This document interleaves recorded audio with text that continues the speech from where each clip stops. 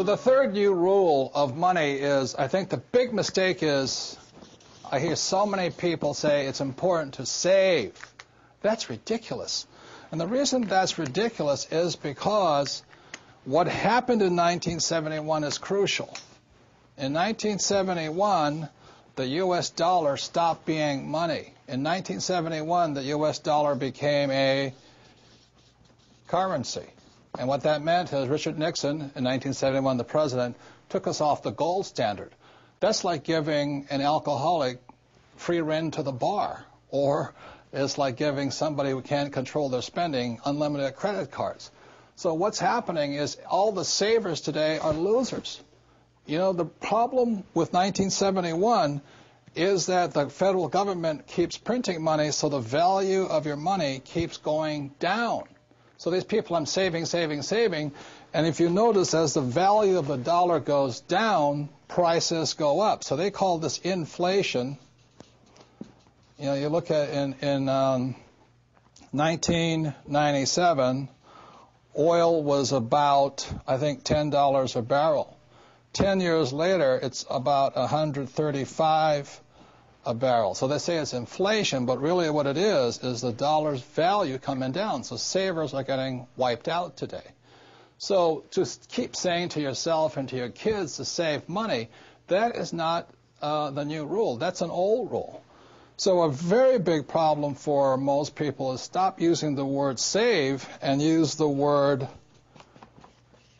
hedge. You've got to hedge your money. Hedge against losses. Like when I buy a stock, I put a hedge in. I put a stop loss or a put inside of it or a call, whatever I'm doing. I want to stop it. So today, I don't save money. I'm hedging. So in 1997, I started investing in oil, gold, and silver. So as the dollar dropped, oil, gold, and silver went up. So I'm not betting so much on oil, gold, and silver.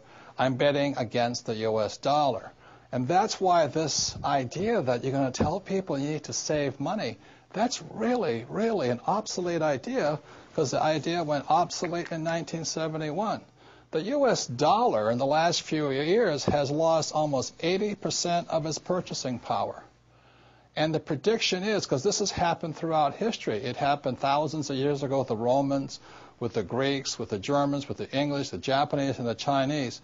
Every time they've made money into a currency, something you could print at unlimited, every time that has happened, the currency has gone to its true value, which is zero. So I am afraid as this economic volatility continues, the savers who were operating by the old rules of money are just going to get wiped out because the purchasing power of their dollar is going to go down. So even if the bank's paying you 5 to 10% interest, you can't keep up with the banks printing money. So that's the old rule of money, is saving money, and the new rule is hedge.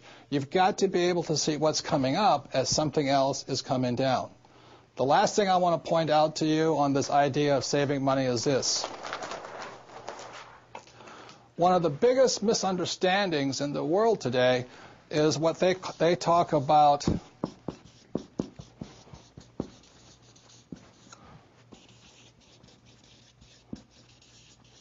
if I misspell again, apologize, is the U.S. Federal Reserve Bank, which I believe was created in 1913. In 1971, the reason 1971 is such an important time was because the U.S.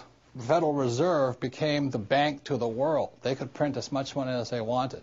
Never in the history of the world has anybody been allowed to print money for the rest of the world.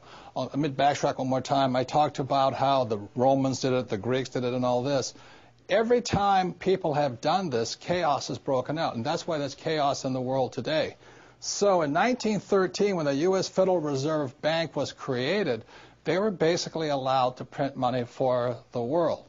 Every time that has happened throughout history, a despot has arrived. For example, in 1933, a man named Adolf Hitler rose to power when the Weimar Republic was allowed to print as much money as it wanted to do.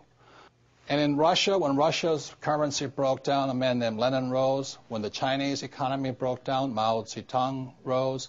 When the Yugoslavian government broke down, Milosevic arose. So we're in that critical point right now, and one of the causes of it was in 1933, this thing called the U.S. Federal Reserve was created. And I think, they've done a pretty good job of making the rich richer. Unfortunately, many of the poor are getting poorer. One of the problems of this is you have to understand that, first of all, the U.S. Federal Reserve Bank is not U.S. It is made up of a bunch of international rich guys from all over the world. The second thing, it is not federal. It's not a U.S. entity. It's, again, a bunch of rich banks from all over the world. Third, it has no reserves.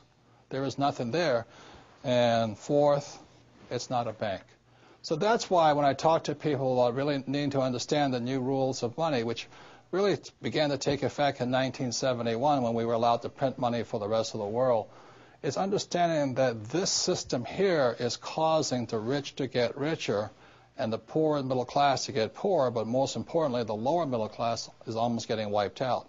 High prices, volatilities in the market, food getting more expensive, gas getting more expensive, savings getting wiped out, home values going around. And the reason the troubles have started, again, is the U.S. Federal Reserve Bank is not U.S., it's not federal, there's no reserve, it's not a bank. So if you understand that, then you can start to hedge your position rather than save money. And that's the new rule of money.